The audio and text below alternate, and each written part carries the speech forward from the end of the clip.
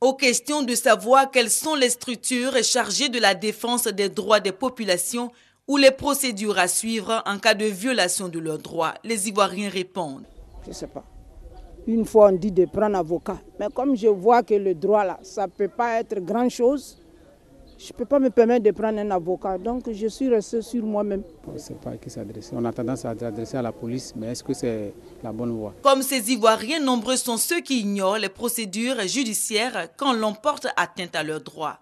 C'est pourquoi le ministère de la Justice, des Droits de l'Homme et des Libertés publiques a décidé de se servir de la société civile et donc des ONG comme relais. Nous, en tant que société civile, notre rôle, c'est de constater les violations des droits de l'homme en Côte d'Ivoire et de les dénoncer, de faire en sorte que l'État s'améliore dans le problème des droits de l'homme en Côte d'Ivoire.